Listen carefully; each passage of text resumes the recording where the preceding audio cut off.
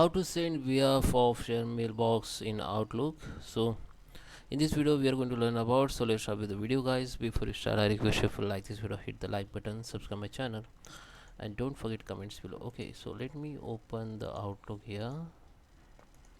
So come to the new email, and under the new mail you can see this is from my email ID, but you can send the email via of share email mailbox. So just click on this down arrow on from. Okay, go to the other email ID. You can see the other email account here, but you can see the option called other email address, and click on from, and you can see here your accounts, sorry, contacts, and share